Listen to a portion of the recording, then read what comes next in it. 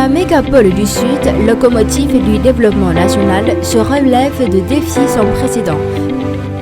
Par son dynamisme et sa créativité, le comité municipal du parti a jeté des bases solides pour une nouvelle ère de prospérité. Tel est le thème principal du Courrier du Vietnam numéro 42. Selon le projet de rapport politique pour le premier congrès du parti de Ho Chi Minh Ville 2025-2030, le mandat écoulé fut un véritable défi entre l'accélération de la 4e révolution industrielle et les effets dévastateurs du Covid-19. La vie socio-économique et le quotidien des habitants ont été durement éprouvés. À cette double crise s'ajoutaient les contraintes de ressources, les problèmes d'aménagement, des goulots d'étranglement persistants et une forte rotation des cadres. Dans ce contexte complexe, le comité municipal du parti, fort de sa tradition de solidarité et de créativité, a su diriger l'administration et mobiliser l'unité citoyenne. Cette synergie a permis de surmonter les obstacles, de mener à bien de nombreuses missions politiques et d'établir une base solide pour la croissance future.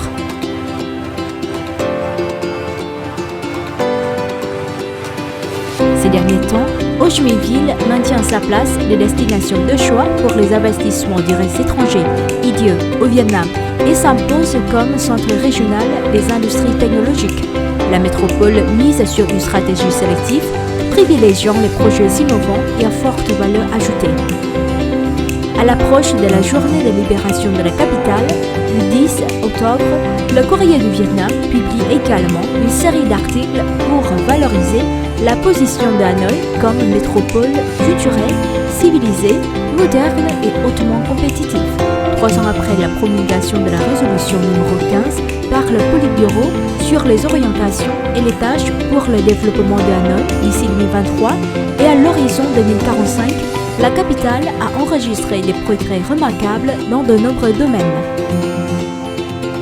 Durant cette période, Hanoï a mis en œuvre cette résolution avec détermination et créativité, obtenant des résultats majeurs de la construction du parti, l'assainissement du système politique, le renforcement de la défense et de la sécurité, l'amélioration de l'efficacité administrative et la promotion de la force du bloc de la grande union nationale. Ces succès établissent une base solide pour une nouvelle phase de développement. Découvrez d'autres articles intéressants dans le Courrier du Vietnam numéro 42 ou sur le site lecourrier.vn.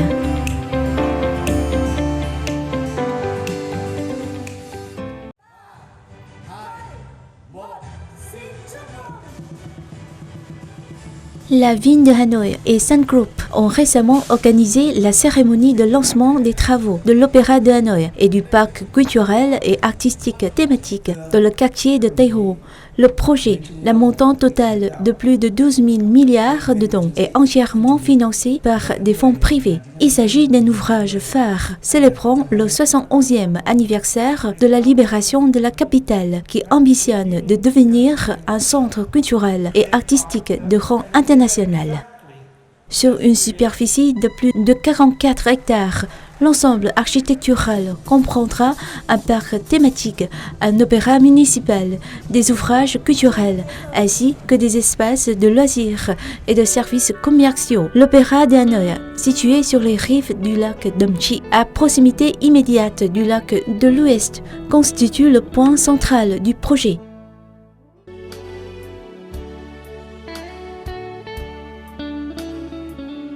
L'édifice est conçu par l'architecte de renommée mondiale Renzo Piano, inspiré des ondulations de l'eau du lac de l'Ouest. Sa fine toiture voûtée, un record mondial, sera recouverte de céramique nacrée dont les reflets varieront selon la lumière, créant ainsi un effet visuel spectaculaire. Le projet a reçu le 3 octobre le prix de l'idée lors de la 18e édition du prix Bùi Xuân Phái pour l'amour de Hanoï, confirmant sa portée symbolique. L'Opéra de Hanoï devrait être achevé dans un délai de 3 ans, devenant un pôle culturel et artistique d'envergure internationale et contribuant à faire de Hanoï un centre créatif et culturel majeur de la région.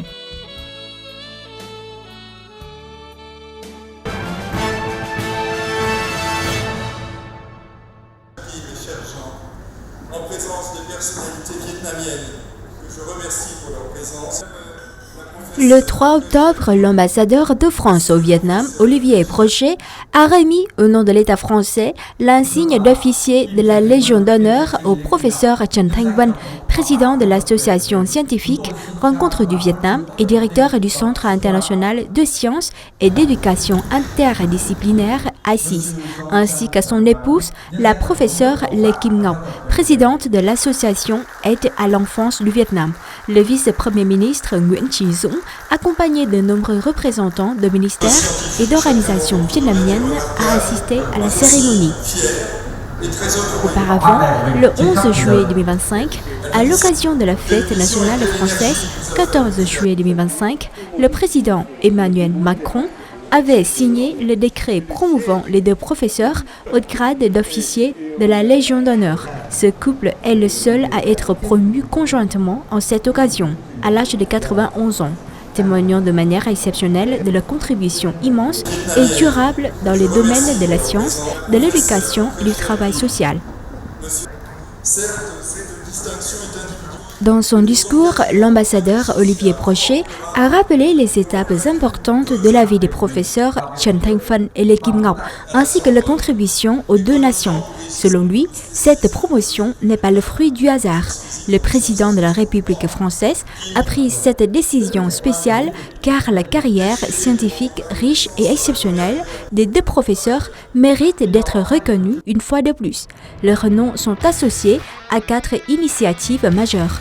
La série de conférences internationales, les rencontres du Vietnam, lancées en 1993, le centre ASIS à Quy Nhơn Nam, province de Gia Lai au centre, inauguré en 2013, les bourses Vallée et les villages d'enfants SOS Vietnam, des initiatives qui allient science, éducation et humanitaire au service du développement durable de la jeunesse. Alors, ces deux professeurs sont à la fois de très grands scientifiques, des gens qui ont travaillé toute leur vie à rapprocher les scientifiques, les générations, les pays, et qui en particulier, ici depuis plus de 30 ans dans le domaine scientifique, ont une œuvre absolument extraordinaire pour favoriser l'intégration des scientifiques vietnamiens dans la communauté internationale. Ils ont créé, vous le savez, les rencontres du Vietnam, l'ICIS, qui est maintenant à Quy Nhơn, et leur contribution est absolument inestimable pour favoriser justement le développement de ces coopérations, de cette amitié entre la France et le Vietnam. Monsieur Jean Trần Thanh Vân. Prenant la parole lors de la cérémonie, la professeure Lê Kim Ngọc a exprimé son émotion face à ce rang d'honneur. Elle a souligné que les réalisations des rencontres du Vietnam et du centre ASIS sont aussi le fruit du travail d'amis venus des 4 coins du monde, en particulier de ceux qui ont contribué à la construction de l'ASIS depuis la France. Le professeur Trần Thanh Vân a également rendu hommage aux liens et aux rencontres, notamment avec le professeur Nguyễn Văn Hiệu, qui lui a ouvert la voie pour réaliser ses projets scientifiques au Vietnam avec ses collaborateurs. Il a insisté sur le fait que si la France est le lieu qui a permis à son rêve de se concrétiser, le Vietnam, sa patrie, est toujours l'endroit vers lequel il se tourne. Le professeur Trần Thanh Vân a affirmé que l'ASIS n'est pas la destination finale, elle n'est qu'un point de départ. L'ouverture d'un voyage passionnant dans la nouvelle ère de la révolution scientifique au Vietnam, récemment lancée par le secrétaire général Tô Lâm. Cette promotion au grade d'officier de la Légion d'honneur est un hommage mérité au parcours de développement exceptionnel des deux scientifiques. Elle témoigne de la reconnaissance de l'État français pour leur contribution majeure au développement scientifique, au rapprochement de la communauté de recherche internationale, ainsi qu'à la promotion de la coopération scientifique et de l'amitié franco-vietnamienne.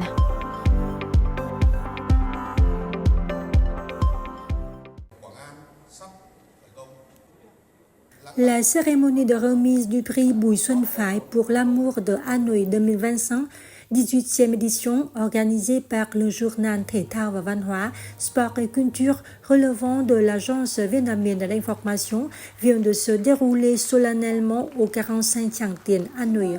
4 prix ont été décernés, le Grand Prix, le Prix de l'œuvre, le Prix de l'idée et le Prix du travail. Le Grand Prix a été attribué au compositeur Trần Tiến, enfant de Hanoï. Trần Tiến a confié aimer Hanoï au point qu'après tant de voyages, il souhaite toujours y retourner. La musique qu'il a composée sur la capitale reflète son amour pour cette ville. Ses chansons Ngẫu hứng sông Hồng, improvisation sur le fleuve rouge, Ngẫu hứng phố, improvisation sur les rues, Hà Nội những năm 2000, Hanoï dans les années 2000 et d'autres liés à Hanoï sont nés de son amour. Tôi đã làm được điều gì đó bằng nỗi nhớ trong trái tim tôi. Quand j'écris sur Hanoï, j'écris pour moi-même. Les Hanoïens écoutent mes chansons, ils s'y reconnaissent et j'en suis très heureux. Le prix Bùi Xuân Phái pour l'amour de Hanoï est très appréciable et significatif. Cái giải này là rất là hay, rất là thú vị. Ông sinh ra ở Hà Nội, ông có rất nhiều những cái Né à Hanoï, Trần Tiến a apporté de nombreuses contributions à Hanoï. C'est un Hanoïen au sens propre du terme, doté de valeurs uniques, exprimant sa personnalité et ses qualités. Honorer Trần Tiến, c'est honorer un artiste, une grande âme de Hanoï. nhân cách lớn của Hà Nội. Le prix de l'œuvre a été attribué à 2 créations. La première est la comédie musicale Le Từ Đất, Feu de la Terre, du théâtre de la jeunesse Hanoï, inspirée de la vie de Nguyễn Ngọc Vũ, premier secrétaire du comité du parti de Hanoï. La deuxième consiste à la série de peintures Xuống phố, Descendre en ville, réalisée durant 20 ans de l'artiste Phạm Bình Chương.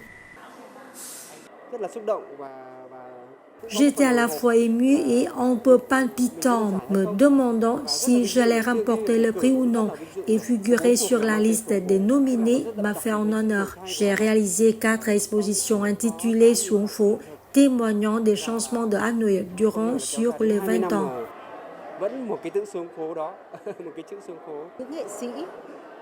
Des artistes nés, élevés et nourris par la culture propre aux Hanoïens ont allumé ensemble un feu sacré dédié à Hanoï, à l'occasion du 95e anniversaire de la fondation du comité du parti de Hanoï. C'est à la fois un honneur et une motivation pour nous de créer des œuvres plus significatives pour la capitale. Le prix du travail est revenu au Centre national des expositions à Đông Anh, salué comme une nouvelle merveille de la capitale. Ce bâtiment a été financé et construit par le groupe Vingroup. Le prix de l'idée a distingué le projet de l'Opéra de Hanoï et du parc culturel et artistique de Quảng An, quartier de Tây Hồ, réalisé par le groupe Sun Group.